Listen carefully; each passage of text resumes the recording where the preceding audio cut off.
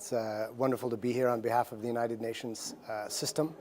And I'd like to say that really our relationship in India has been an important partner, a founding member of the United Nations. And this is our 80th anniversary, so this is a milestone year. 80 years of India in the UN and UN in India. And when we look in years past, our partnership here, we've had a humble role to play in terms of a lot of important achievements in India. The White Revolution, for example, polio eradication, establishment of the IITs, these sorts of things. Now, today, this relationship has really evolved significantly. It's really a two-way relationship. So we're still, our agencies, we have 26 entities here in India. We have some presence and some delivering some results in every state and union territory of the country. But it's two ways in the sense that we also help identify and codify Indian best practice and take Indian best practice the other direction to the international stage through South-South cooperation and different initiatives like that. So we're working with Indian ministries, government, institutions, civil societies around a lot of different areas within our overarching cooperation framework, India-UN cooperation framework. Things like we played a role in helping to government develop the digital platform for CoVIN, which was a key part of this 2.2 billion vaccine doses of the COVID-19 vaccine. We're engaged in working with the ministry and government to deliver fortified rice and grains to over 500,000 people as well, special targeting like that. 30 million children, we're helping to provide life skills and prepare for work and employment. These kinds of partnerships with government, civil society, and Indian private sector are really exciting because it's kind of cutting edge technology and innovation and delivering at scale that's really important for other countries in the world too. Absolutely. And how do you see this transformation that has happened in India? We are on to our 80th of independence very soon. We are at this point of time pegged to even overtake Germany as the third biggest economy, fastest growing economy in the big economies of the world. Have the requirements and the needs of India, first as an underdeveloped country and now surging very fast towards hoping and aiming to be a developed nation in the next, 20, 30 years. How has United Nations role changed over the decades, right from the start, independence of the country to 2025? And then, the 2047 plan that the Prime Minister speaks about, a developed country. So how does United Nations see itself in its trajectory in the growth of India? So I think, first of all, if I could step back for a moment and say that the world we live in right now is at a crossroads. As I mentioned, it's the year of Milestones, the 80th anniversary of the UN. The very concept of countries and communities coming together to elaborate collective solutions for common challenges. It's the 10th anniversary of the Sustainable Development Goals, which is like putting numbers and targets on the aspirations that we have. And India has always been a very important part of this story. Now, at this very moment in time, we see certain actors in the geopolitical space, for the first time really since the Second World War, pulling back from this concept of multilateralism, of working together and going towards, me first and barriers are raising, trade tariffs. Really what we see now is that India's leadership is more important than ever because India is uniquely positioned to build bridges across divides. India is equally comfortable in the club of those countries that land on the moon and is the fourth largest economy now in the world, will probably be third by 2030. It's very comfortable with the most advanced economies. It has the fastest growing large economy. At the same time, India is very comfortable in the world, developing world, the G77 world. There's an important voice for the Global South. We saw that in the G20 presidency of India and the New Delhi Declaration. So we see India as a very, very important champion of the principles of multilateralism, of the principles of equality and shared prosperity, climate action, climate justice, and a world in which the developing nations are able to catch up and achieve the same level of livelihoods and prosperity for their people. So it's really, this is a moment in time when India's leadership is more important than ever, I would say. And that goes along with, of course, the traditional areas in which India has always been a stalwart of support for peace and security, for example. India is the largest troop contributing country cumulatively for UN peacekeeping since the very beginning. Something like 290,000 men and women in uniform for peacekeeping missions. India has also been a leader in terms of women-led development, both women in peace and security, women-led units in peacekeeping, but also women-led development across the board. And climate action, as I was mentioning, Panchamrit targets, 500 gigawatts of renewable energy by 2030. These are truly, truly ambitious goals and aspirations that India has put forward and is moving rapidly towards. And if we look at 2030 agenda, the Sustainable Development Goals, and then we look at 2047, Viksit Bharat. You know, really, in our view, these are two stepping stones on the same path to prosperity. Yeah, you talk about how India has taken on this greater role in Global South as the voice of Global South, as the leading light when it comes to also, of course, G20. We saw that the African nations, African Union was made part of the G20. So you know, and there has been, you know, time and again voice raised seeking India to be made part of the UNSC permanent membership, a permanent membership be given. There have been countries across the globe, including France, including Germany, United Kingdom. They all have come out, even United States of America, they've all come out and said that India needs to be part of the P5 nations, or make it P6, because by the sheer number of people that live in India, which is now, you know, the biggest populated country of the world, and for that matter, the kind of strategic geopolitical role that India plays in global affairs merits it to be part of the permanent, as a permanent member of the UNSC. Why do you think this adaptation has not happened for so long? Well, I think that absolutely. I mean, the reform of you know, multilateralism, institutions is absolutely a priority, no doubt about that. In fact, the Secretary General, Antonio Guterres, is, you know, speaks frequently about the fact that, you know, we can't expect to deliver on a future for our grandchildren on the basis of institutions built for our grandparents. And there's no bigger champion for Security Council, UN Security Council reform, let's say, than the Secretary General himself. You know, the challenge, of course, is that is the purview of member states. So it's not for the institution, the UN itself, to decide these things. The member states must decide those. And I think, you know, you're absolutely right. Look, if you look at Security Council membership, permanent membership, you know, resumes or, you know, that, I mean, it would be impossible to, I think, articulate a country that has a stronger resume than India, for the reasons you just mentioned. You know, fourth, soon third largest economy, world's largest democracy, really leading force as a voice for the Global South, and many, many other reasons. I mean, largest population, of course. So I think it's without doubt that India needs to be there, for sure, and the Secretary General and the institution, I believe, you know, fully agrees with that. It's for the member states to decide that process. Now, the Pact for the Future, which was agreed at the General Assembly, specifically commits to reforming the Security Council, including permanent membership. And so that is something that's in play. There's a process that's moving forward. Can't move fast enough.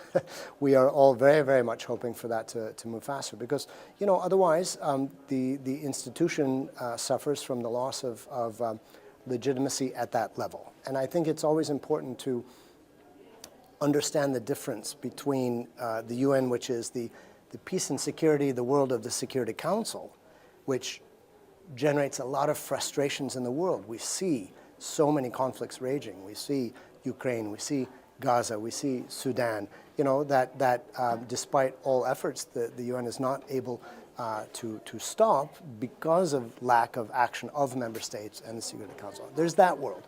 Then there's the development, humanitarian, human rights world, where the UN is doing incredibly important work, catering for almost 200 million people who are forced to flee their homes from conflict and to refugee support, or helping to vaccinate nearly half of the world's children, and all these really, really important development and humanitarian achievements that are moving ahead very, very quickly, but now at great risk because those who have been supporting multilateralism, the UN, and development and humanitarianism, some, as I mentioned before, are now pulling back from that. Of course, we've seen the United States withdrawing from a number of UN agencies and withdrawing huge amounts of support, billions of dollars of support to the UN, for example, and other international organizations also. But then you also have a number of European countries who, for various reasons, feel that they have to now move money directly from development budgets to defense budgets. I mean, you see in UK and Germany and many, many countries. So it's not an issue of one single country, it's a broader issue.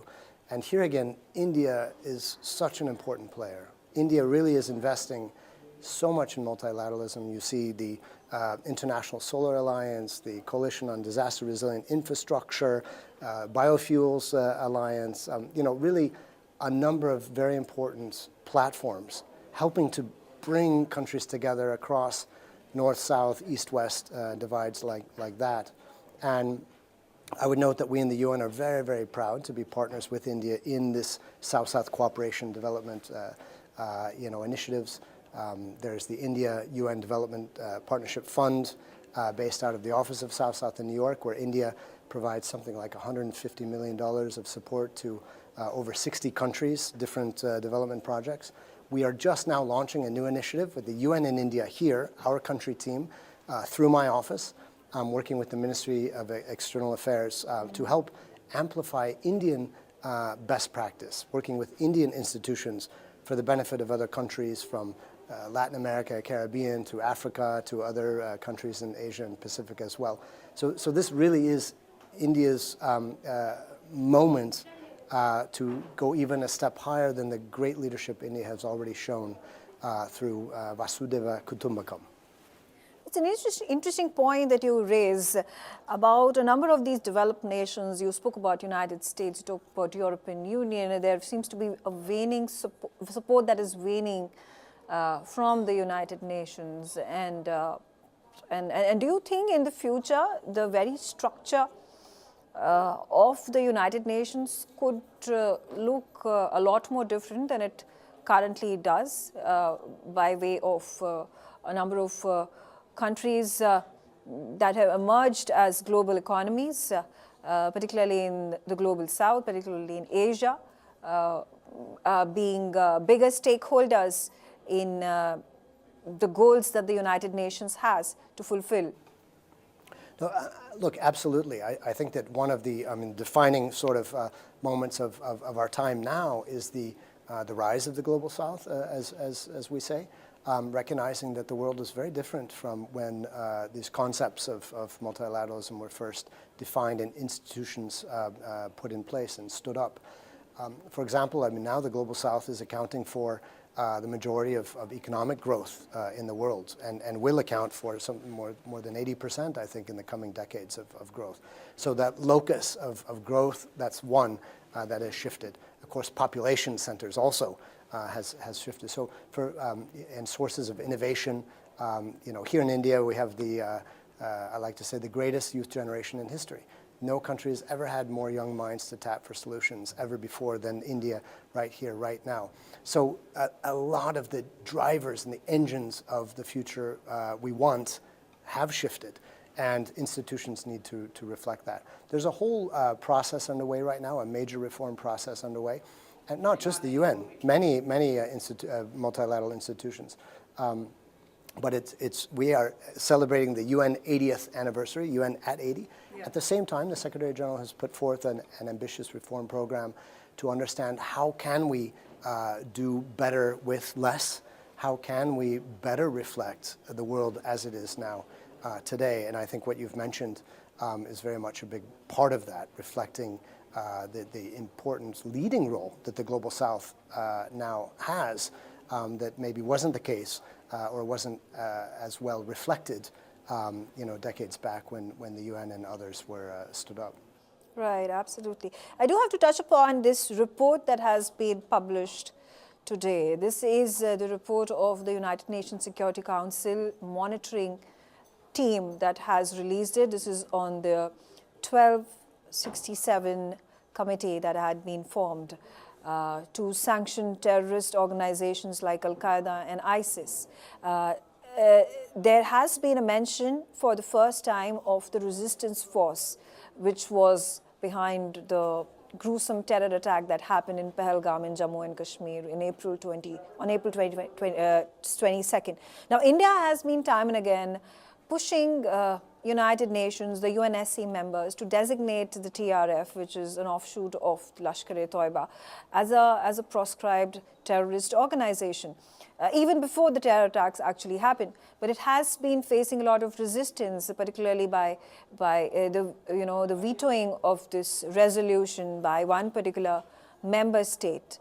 How do you think? And also, it's interesting to note that when you see this mention of this terrorist organization, the resistance front being put in the monitoring team's report for the first time, how does the UNSC and the United Nations actually function to allow for these terrorist organizations, terror groups to be sanctioned, to be proscribed, because it is at the end of the day for the greater good of the humanity to fight terrorism across the globe, despite the kind of challenges you face by what happened just a couple of months ago when a veto happened and unfortunately this terrorist organization was not proscribed, which would have been the right thing to do.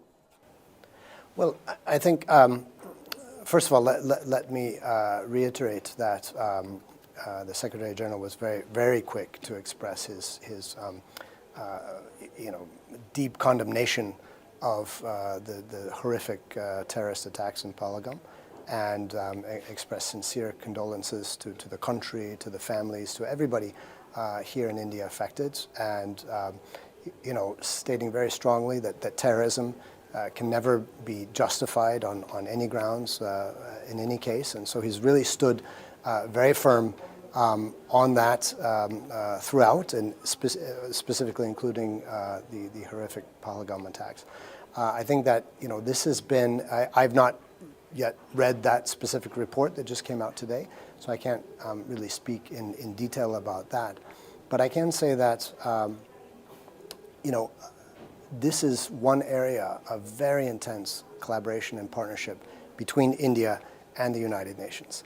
And it's a top priority of the Secretary General, Guterres. So one of the very first things that he did when he came to office was to create the new Office on Counterterrorism. So it's basically to really ramp up the resources and the capabilities of the UN to help bring member states together precisely in the fight against terrorism. India obviously was a very big proponent of that and helped in setting up of that office. India has played an important role when India was president of the Security Council in 2022.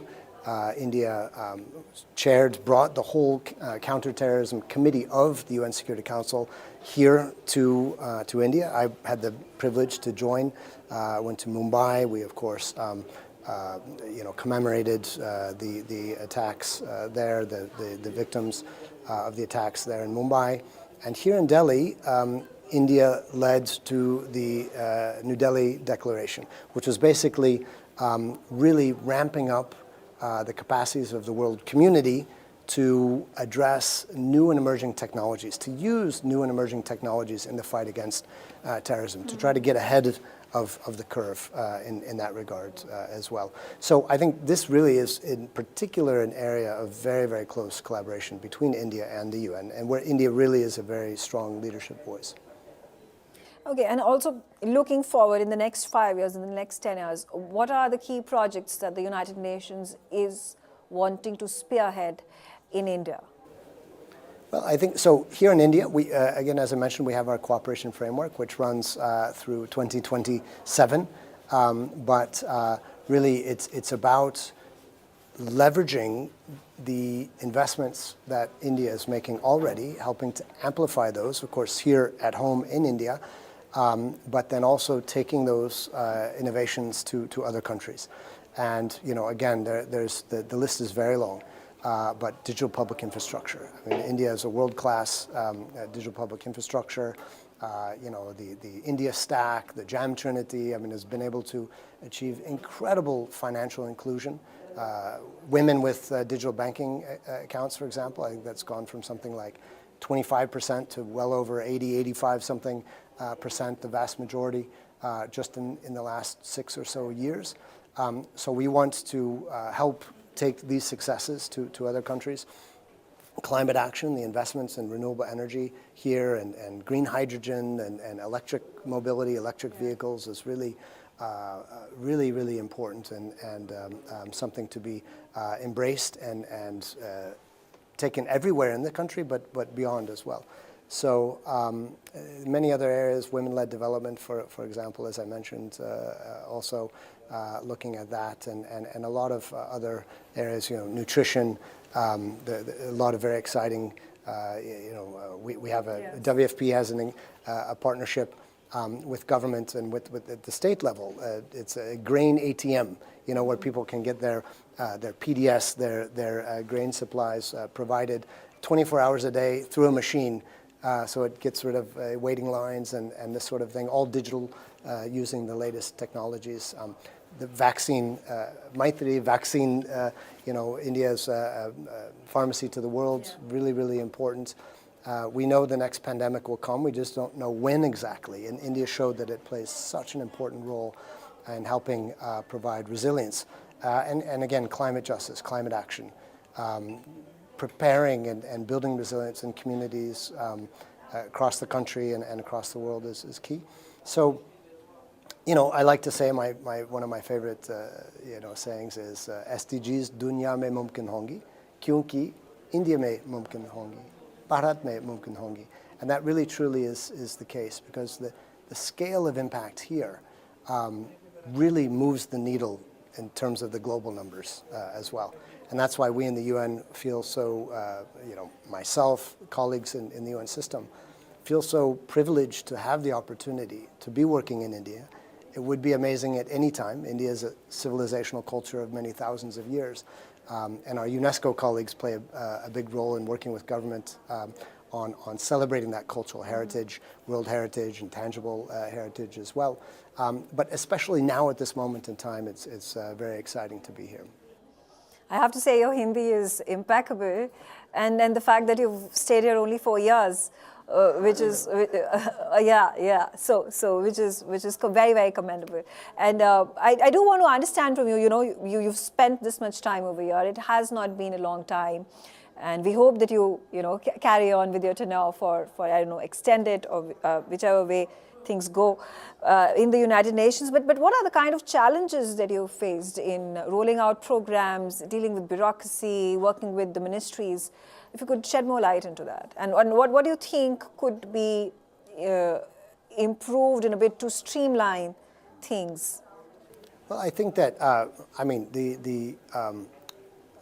India's strength also can be a challenge, right? That's obviously the size and the incredible diversity. I mean, India is the most diverse, richly diverse country that I've ever had the opportunity to be in, perhaps in the world. And being a very vibrant democracy, having a very strong federal structure with a lot of powers at the level of states and subnational.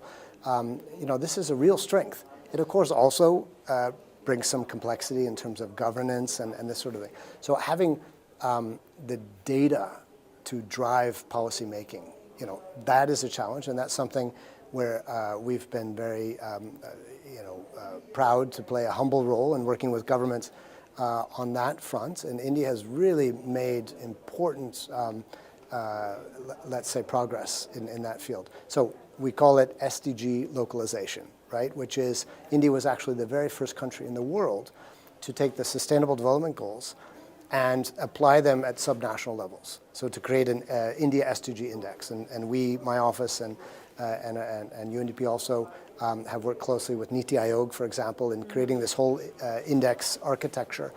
And what that does is that gives the power of data and information to the policymakers at all state levels and district levels and down even lower.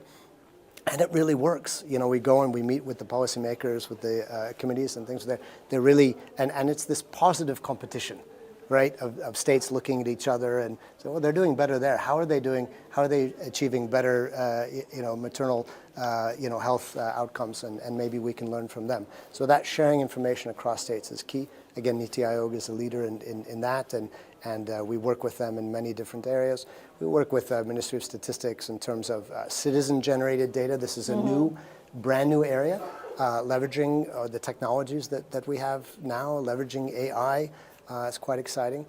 India's about to launch the next census process. Yeah. We're working with the Registrar General of India and looking at, we've again played a small but I think important role in working with India's census preparation in the past, and we will do so again now. And that's another area. One of our new South-South cooperation projects with MEA is also working with Registrar General to help to help countries in the Caribbean enhance their ability to undertake census, and also with a digital application too. So I think that's where, very large country, wonderfully rich and diverse. It brings challenges in terms of governance and data, but a lot is happening in the right direction, and it's a two-way. We learn from India. We, meaning the international community, we learn from India. We bring experiences here, and together it really gives us hope for better outcomes globally. Thank you, Mr. Sharp, for joining me, answering all my questions, and it's a pleasure to host you on NewsX.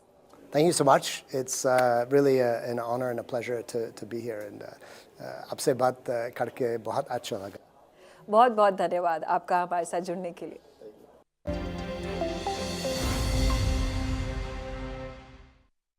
Ritesh Srivastava ji सिर्फ 35 साल की उम्र में अचानक एक बीमारी से चले गए। उनकी टर्म लाइफ इंश्योरेंस के पैसे बच्चों की पढ़ाई और घर खर्च में काम आ सकते हैं। पॉलिसी बाजार ने क्लेम के वक्त फैमिली का पूरा साथ दिया। पॉलिसी बाजार पे 2 करोड़ का टर्म लाइफ इंश्योरेंस सिर्फ 700 रुपए महीने से शुरू। मम्मी, भूख लगी। ये 1 मिनट में नहीं, 4 मिनट में आएगा।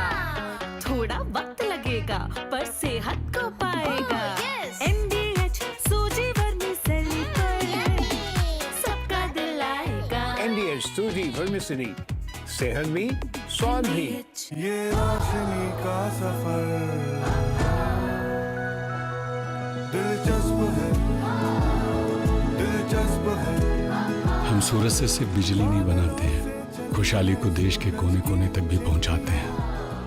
ये रोशनी का सफर अदानी, हम करके दिखाते हैं। दम आलू कैसे बना? और दाल तड़का भी और मशरूम मसाला भी। बिना MDH मसालों के टेस्टी खाना कैसे बनेगा? MDH दम आलू, दाल तड़का और मशरूम मसाला। MDH से खाना हर बार मजेदार।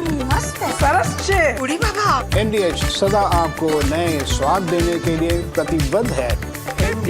NDH जब मंगला जी की किडनी का ऑपरेशन हुआ तो पॉलिसी बाजार की टीम ने हॉस्पिटल पहुंचकर 18 लाख रुपए का क्लेम अप्रूव करवाने में पूरी हेल्प की। बीमारी में हेल्थ इंश्योरेंस ही काम आएगा। पॉलिसी बाजार पर 1 करोड़ का हेल्थ इंश्योरेंस सिर्फ 360 रुपए महीने से शुरू। जब जब भूख सताए MDH याद आए, सेहत और न्यूट्रिशन मिले, बॉडी क्या स्ट्रांग बने। थोड़ा खा के पेट भरे, डाइजेशन को ना दे धोखा। MDH सोयाबीन का चोखा। MDH सोयाबीन बढ़िया नगेट्स, सोया चूरा और सोया चाप। NDH सोयाबीन, असली protein. MDH। Welcome Welcome back. We begin with some breaking news coming in. The Karnataka High Court has quashed the ex-party gag order against YouTube channel Kudla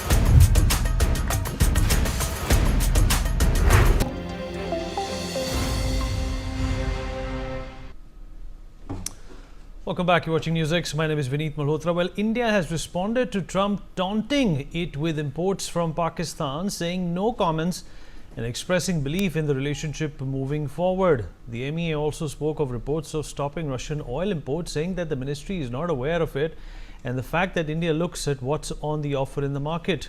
In his latest bid to reshape global trade in favor of the United States businesses, US President Donald Trump has signed a sweeping executive order imposing higher tariffs on several nations and the 27-member European Union, significantly escalating his administration's global trade offensive. Well, the order is set to take effect from the 7th of August, 7 days after its issuance, with the rates going up to 41%. India has been slapped with a 25% reciprocal tariff adjusted, which is one of the higher rates amongst key US trading partners. The White House justified the move by citing India's obnoxious non-monetary trade barriers, persistent trade imbalances, and strong energy and defense ties with Russia. This higher rate threat from Trump also included an unspecified penalty for India's purchases of Russian oil against the backdrop of the war in Ukraine.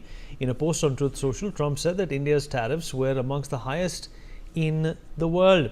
Well, let's talk about this. First up, we have someone special joining us on the program, Mr. Mohandas Pai, chairman of RN Capital, with us on the program. Mr. Pai, I appreciate you taking out the time, sir, and speaking with us. Well, this is a significant announcement by Donald Trump.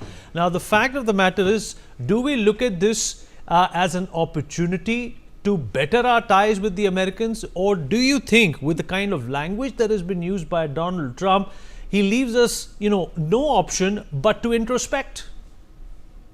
Well, I think Donald Trump has been offensive against every country in the world. I don't think there's any country against whom he has not taken what we call in the local lingo panga. So, he's been offensive against everybody. He's offensive every single day. We must learn to ignore that, because ties with America are very important for us. They're the only superpower in the world. We have very good ties to America going back decades. And we must now sit down across the table and negotiate. And I think it's important to keep negotiating. But the important thing that we have to look for are two things. One, we must quickly get the free trade agreement done with EU, which can be a model agreement based on what we did with the UK. I think it's important to have the EU as a global trading partner. I'm sure the EU will be more interested now that they got to pay 15% for the honor of selling to America while opening the market at zero tariff to American companies. And two, Government of India should look at all barriers for Indian companies to export to the rest of the world. There are many issues in foreign exchange, many issues in customs, many issues in inward flow of raw material, etc., which are bothering Indian industry and are very painful. They become impediments in business. The cost of business is going up. And I think it's very important for Indian government to look at all these issues and ease up the pangs of business. In many areas for us to export, we have to import components, we have to import inputs, which have become very expensive because of inverted duty rates. All the inverted duty rates have to be removed so that we can export more to other countries or export more to the EU or to the UK. While we continue negotiation, India must take it as an opportunity to open up, to make us much more competitive and to remove the shackles of the past, along with the negotiating with the US and talking to the EU and closing that free trade agreement. Mr. Pai, I completely concur with you, sir, when you say that the Americans are a very important ally when it comes to trade. But Donald Trump has also gone on to use some non-charitable words against us. He's called Indian economy a dead economy, and he's also computed us with Pakistan. You know, he's showing more of a leaning towards trading with Pakistan than us. And sir, we cannot let our ally Russia go just because Donald Trump doesn't like it. Well, we must understand one important thing in the world. There's only one superpower. We must keep quiet. We must not trade abuses with America, with Donald Trump. That's what Prime Minister Modi has done. And I think that's very good, because there's no point getting personal with the US president, who is very whimsical and who is very different, a different kind of person. And whatever Donald Trump does with Pakistan is of no consequence, because Pakistan is a bigger nation. Their economy is almost, is in doldrums. They got huge debts. Nobody knows how they're going to come out. They'll suck up to anybody. And I think we should let it be and ignore that part of the American policy. Yes, the oil with Russia is, something that we have to look at very, very carefully. But, I don't know whether President Donald Trump understands that India exports a lot of oil. About 25% of all our oil imports go for exports. And most of the exports go to Europe. If Europe bans the ships, bans the oil and everything, prices in Europe will go up because the world will be short of supply. And Russia supplies half its oil to China. China is not going to stop it because China is negotiating. He's targeting India because India is a weak link there. And but the impact of India not getting Russian oil will be felt in Europe. We got enough sources for domestic consumption. And if the global oil goes up, consumers in America will be deeply hurt. Please remember that consumers in America will be deeply hurt. And that's not good for Donald Trump, because when the tariff hits America, inflation is supposed to go up. As it is, interest rates are very high. The EMI is hitting Americans, and Powell is not reducing the interest rates. And if oil prices go up, then I think there's going to be a double whammy. So I think we just have to watch. We have to negotiate. We have to keep quiet and close deals and try to become more competitive and remove the shackles and barriers on India's industry so that we become more competitive internally. I think it's a great approach to bring in reforms in our customs, in our way of doing business, especially the government thing. I mean, tax terrorism in India is so very high. They're issuing notices to everybody and harassing them so much. GST harassment has gone up. All this should stop. I think, the industry spends more time responding to all this tax terrorism and harassment. How will they spend time running the business and competing globally? Government of India should understand you can't keep oppressing local Indian businesses all the while too. Mr. Pai, one last question before we let you go, sir. So do you think this is an opportunity for India as well? India did shed a lot of its protectionist attitude, during the PV Narasimha Rao government. Do you think there are remnants still, a part of the Indian economy that should be let go? It will in fact, take the bounds off the Indian economy. Yes, I think the mindset in Delhi, especially in the government, is that of control, command and control. Not with Prime Minister Modi, who was trying to bring in some of the ministers, but the bureaucrats is command and control. You can see that every time something goes wrong, they bring in draconian laws.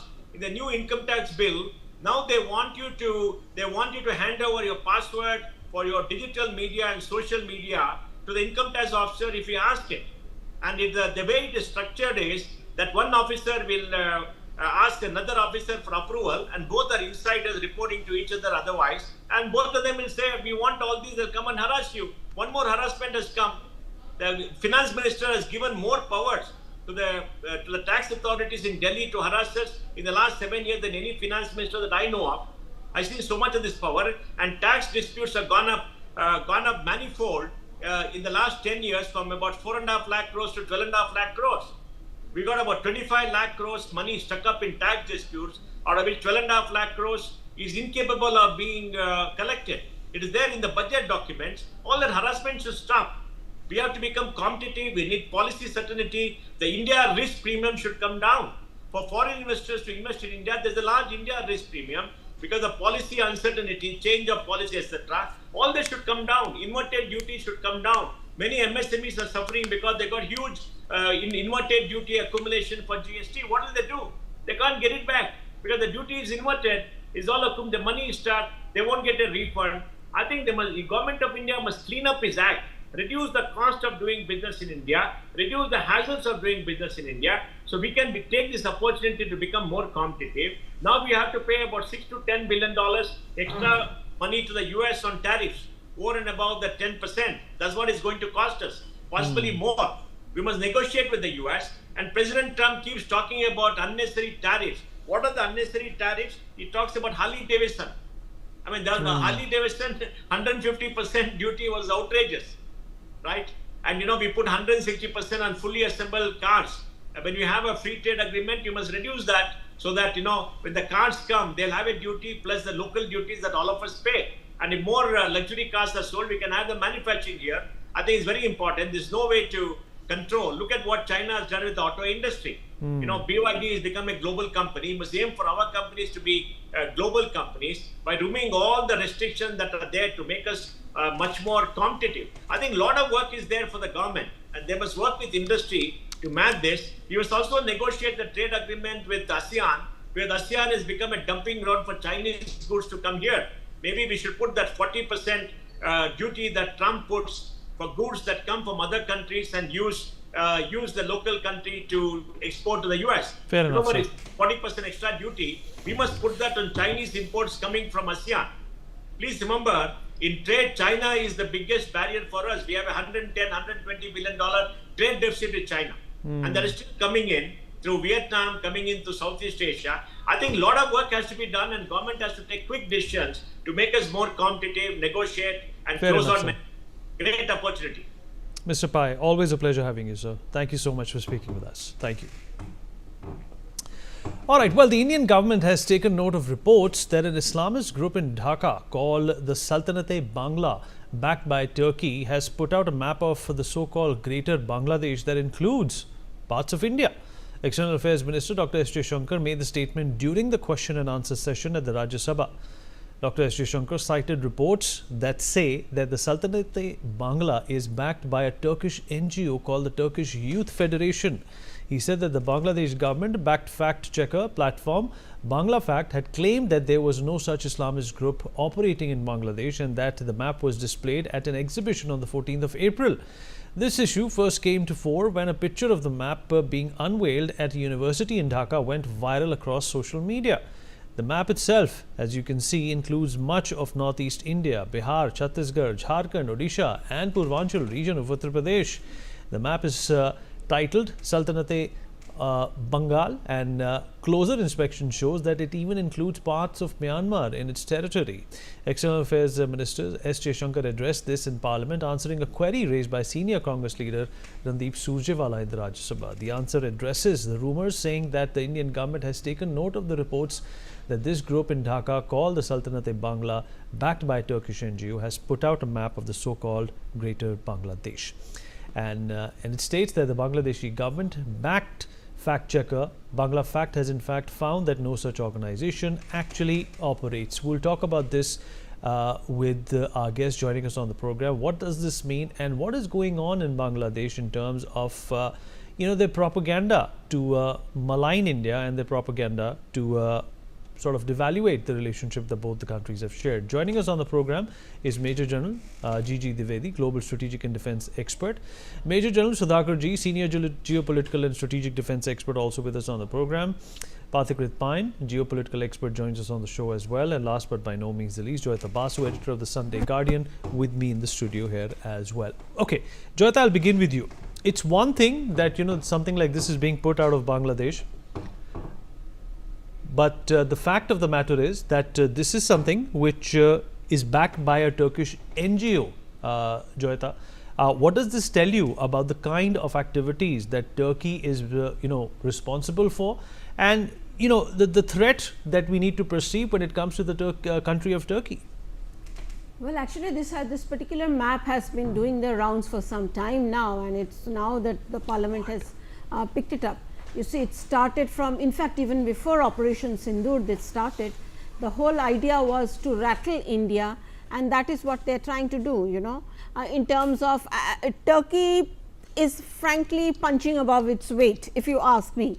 It is now, it thinks that now it's a big player, Now, the reason why it was supplying all those military drones to Pakistan, then it went on to send, I think, some corvettes and all in the Arabian Sea. So, and they think that they will create a problem on India's eastern border as well. So, I think Turkey thinks suddenly that it's such a big player that it can actually dismember India and create a greater Bangladesh. You see, what he is doing, what they are doing right now is they are taking advantage of, and they are trying to basically make things, I mean, turn a section of Bangladeshis against India. They are trying to play, I mean, soil the muddy waters. Already they are trying to muddy the waters. So, but Turkey will be surprised to realize that, okay, fine, they may be having some drones and all that, you know, they may have some military power and all, drones that were totally taken out by India. But this kind of mischief in India's backyard, it's not going to work. And this is something, I mean, frankly, Bangladesh lives on India's handouts. Let's put it this way. Without India's support, there is no Bangladesh. Okay, so Turkey thinks suddenly it becomes this, you know, part of the Ummah. You know, this actually, what is actually, it's all about Bengali culture and all. So, they suddenly become a part of the wider Ummah and taking forward the Islamic cause and all. Yes, Bangladesh has a lot of radicalization and all that, but for God's sake, this is India's backyard, and I don't think Turkey should even think of trying to foment trouble over here. All right. General Dwivedi, what do you make of you know, this adventurism that Turkey seems to be getting into? You know, on one side they have supported Pakistan, we all know that, and now they're also trying to penetrate the minds of Bangladeshi. They're trying to leverage this tension, or you know, this mild friction that we have had with the country of Bangladesh. What does this tell you about Turkey? They obviously you know, want to become the next Iran. The point is that this issue has two dimensions.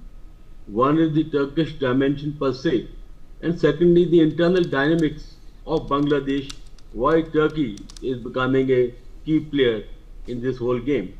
Let's take first Turkey. Well, Turkey under Erdogan has the ambition to be a caliphate, also to be the flag bearer of the Islamic world, and they have worked upon this, especially the current leadership, and they have also positioned themselves. After all, they are the member of NATO, their industry, defense industry well advanced, and they have been able to make certain amount of presence in the global arena as far as the defense industry is concerned, and politically also they have positioned, they are trying to mediate between Ukraine and Russia, and also they have been trying to actually use themselves as the wild card. Now that is point number one. Now we need to also see what are the internal dynamics of Bangladesh. After the exit of Sheikh Hasina in the last August 5, the situation, the way it has panned out in Bangladesh actually is a matter of serious concern. Not only we need to focus on Turkey, but we need to focus on the trilateral which is emerging between Pakistan, Bangladesh and China. That's of a greater concern than Turkey per se. And the second issue is the architect behind all this is Muhammad Yunus. He is the person who has leaned on to China. He is the person who is hobnobbing with Pakistan, and he is also the person who is giving tacit support to the radical elements. And it's indeed ironic. The radical elements like Jamaat, who were actually the front face of Pakistan army in the genocide of Bangladesh, and I happened to fight the wars, seen it firsthand. They were the Razakars. Now what we make out of it, I think we first and foremost is the Bangladesh current dispensation that need to be taken to task, and we cannot ignore such like development because they have serious ramifications. In fact, number of Bangladesh veterans have been voicing that they should expand and they should gain some, make some territorial gains, especially seeing that northeast of us today is in a very, very, I would say, delicate situation, and what is happening in Myanmar. So, Vineet, all I can say in summation is that we got to keep our tentacles up, we got to keep our ear on the ground, and ensure that these enemical forces that are actually gaining ground in Bangladesh do not impact or do not affect our national interest, Vineet. All right, John Sudhakarji, what is your take on this report that has come out and the fact that there is a hint of Bangladesh, slowly and steadily becoming like Pakistan? Vinit, good evening. Thank you for getting me to your show. Very quick points. India must take it very seriously. It's one thing to dismiss certain things happening in the backyard on the name of Turkey, or Turkey is too far off country to actually have any influence. I look at it in the following manner. Consequent to, we see there is a dimension at the global level, at something at the regional and something at the national level. Global level, I think the previous two speakers have, distinguished speakers have covered it beautifully. Allow me to just cover what has happened after Yunus. After Mr. Yunus became the interim ruler of Bangladesh, some notable incidents have taken place. We need to actually factor them in. The first and foremost thing is that he has released a couple of very, very important anti-India terrorists. One is Rahmani, I don't remember his full name, and he was the leader of ABT. He had declared jihad against India and particularly in Jammu and Kashmir. Pinto, he was in jail for 17 years. He is the dominating leader of Huji, responsible for multiple attacks in India. Then you had somebody by the name of Babar. He was the man who was caught, apprehended, while 10 truckloads of arms and weapons were being transferred to Chittagong and thereafter to the Ulfa bases in Assam. And he's the guy. These are the three. There are many more who have been actually released from the jail. Second thing I wish to highlight is, one point is about the Three Brotherhood Alliance, which is actually fomenting trouble in Myanmar. Now there is a Fourth Brotherhood Alliance which has actually come about in past couple of months consequent to Mr. Yunus having taken over the power of Bangladesh. This Fourth Brotherhood Alliance in Bangladesh, they constitute, one is the Arakan Rohingya Salvation Army, ARSA, and ARSA has been trained by none other than Taliban. The same Taliban who had been actually sent to Afghanistan, and same Tehrik Taliban in Pakistan are also responsible to have trained ARSA, ARSA. The second group of this Fourth Brotherhood is Rohingya Islami Mahaz, RIM. Now RIM is responsible to conduct a free-for-all transportation of drugs and narcotics in the corridor of Golden Triangle to Golden Crescent and back from Golden Crescent to Golden Triangle. India once upon a time used to be a transit route. Unfortunately, in past 20 years, if you study the statistics, these are released by the UN headquarters, the department dealing, the consumption rate of drugs in our country has gone up from 10 to nearly it is touching 20%. So that's a very alarming figure. Third and most important party is the Rohingya Salvation Organization, RSO. There used to be a conflict between RSO and ARSA, but under the leadership of the OIC, somehow they have managed to bridge the gap and they have played the leadership role to bring these two factions together. And the fourth one is the Arakan Rohingya Army that we have been often hearing about, ARA. ARA incidentally is nothing but a proxy of Pakistan under the leadership of ISI. They are expanding the Islamic Jihad and the radicalization not only in Bangladesh but the number of the provinces and the states and the countries, particularly the Rakhine province of Myanmar. It's very important. So under these schemes, the very important thing comes up is the name of a country called Qatar. Yunus was there in Qatar a couple of months back. He met the mother of the Qatar's emir and he's taken a commitment from her. It has been signed already between Qatar and Bangladesh that investment, trade, training of madrasas, childhood training of madrasas, like the way it is done for the children, will be undertaken by investment of money by Qatar.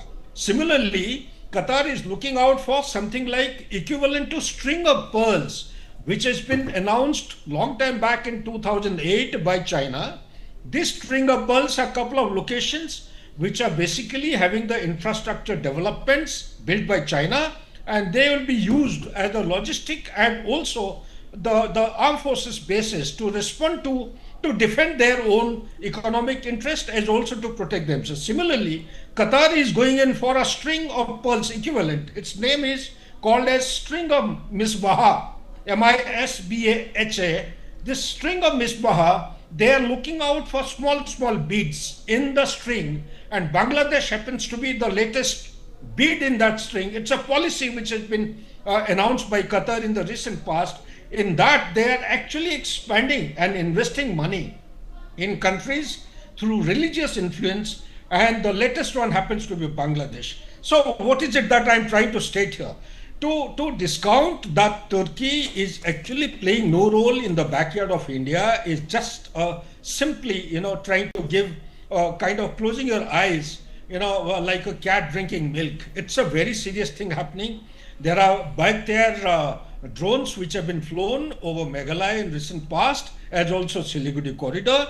There are incidents which have occurred in past nearly 10 to 15 days in a state like Orissa. I belong to that state. All right, sir. I also need to get in Pathikrit into this conversation. We have a paucity of time. Pathikrit, what's your assessment of this trend, if I can call it that, where Turkey has also started behaving, like some of the countries who prefer to support proxies and terror? Vineet, first and foremost, Turkey is the subset of the problem, not the real problem. And Yunus came to power only a year back. The problem of the aspiration of Greater Bangladesh in Bangladesh has been existing for decades now. And unfortunately, because strategically we have been so much oriented towards Pakistan that we often ignored this issue. And I think we are missing the wood for the trees. We are missing the forest for the trees. The problem is, since 1950s, 60s, and especially after 1971, they firmly believe, and it is not a radical issue over there. Please understand, even the highest intellectuals in Bangladesh believe in this. This is not a madrasa issue. The highest intellectuals in Bangladesh believe that West Bengal, Assam, Jharkhand, Odisha, and whole of Northeast is theirs. And while we were so much busy about global strategic issues, the Bangladeshis have been silently pushing in Bangladeshi people into all of these states, silently changing the demography which we ignored. So if you see the demographic shift in parts of West Bengal, if you see the demographic apocalypse in Assam, if you see the demographic change in Bihar, northern Bihar, Purvanchal region, Simanchal region it is called, and then in Jharkhand, it is being part of a larger strategy. So the issue of this map is not something new. Earlier in 2024 December, perhaps Mahfouz Alam is one of the members of Hizbut Tahrir who actually did that regime change along with Yunus. He actually came out with a map, something similar to this, that Turkey is only fishing in muddied water. The bigger issue is, do we consider illegal infiltration as a national security issue? So all this special intensive revision being done by Election Commission, I mean, this is not an electoral issue that we will simply not allow them to vote. The bigger issue is the infiltration has reached a level where they are openly claiming, and we have still not woken up, they're openly claiming these places are theirs. You remember what Sharjil Imam said? That they can choke the whole of Chicken's corridor because the demography has shifted. Now, the demographic shift has been done from inside Bangladesh in a very systematic manner, where radical organizations funded from abroad, especially from Middle East and Pakistan, for decades, while we were busy celebrating the 1971 victory. Okay. And we are all right, thinking that Pathikrit, we have appreciate done you being everything. here. Would like to thank all the other guests as well. Unfortunately, we have run out of time. ये रोशनी का सफर दिलचस्प है। हम सूरज से सिर्फ बिजली नहीं बनाते हैं, खुशहाली को देश के कोने कोने तक भी पहुंचाते हैं। ये रोशनी का सफर अदानी हम करके दिखाते हैं। All right, welcome back. Mehboob Mujawwar, a retired Maharashtra ATS inspector, alleged that he was ordered to arrest RSS chief Mohan Bhagwat to push a Bhagwa terror narrative in 2008 Malegaon blast case. Mujawwar claims the orders, which also targeted others like Ram Kalsangra and Sandeep Dange, were part of a fabricated investigation led by a senior ATS official. He refused to comply, citing the orders as horrific and unfeasible, leading to a false case against him that ruined his 40-year-old career. Mujawwar asserts that the saffron terror theory was fake and claims to have documentary evidence. This comes after a special NIA court acquitted all 7 accused, including Pragya Thakur and Prasad Purohit, in the blast case due to insufficient evidence. The Malegaon blast on September 29, 2008 killed 6 and injured others near a mosque during Ramzan. All right, we'll talk about this with our guest. Joining us on the program at this point in time is Upma Singh Sadhvi, Pragya's sister. Also joining us on the show is Mr. Yashovardhan Azad, former Special Director, IB. Mr. Harishankar Jain, Supreme Court Advocate, joins us on the program as well. And Mr. Ujjwal Nikam, Rajya Sabha Member of Parliament, will also be joining us momentarily. Mr. Deshratan Nigam, Political Analyst, with us on the program as well. Thank you everyone for being a part of this conversation. Mr. Azad, I'll begin with you, sir. I hope you can hear me. So Yeah, these I are can hear. serious charges being made that this certain individual was tasked with implicating people under the garb of saffron terror, and he also goes on to say that there were orders, there was a diktat to arrest Mr. Mohan Bhagwat as well. What is your impression of what's happened here? I think either the person who has told him this is very naive or an absolute novice in law or investigation, because in an investigation like this, which is supervised by even IPS officers, how can you implicate somebody like Mr. Bhagwat or any innocent man? In fact, it's a criminal activity to put an accused man in any list. So I don't know on what basis he's talking about it, and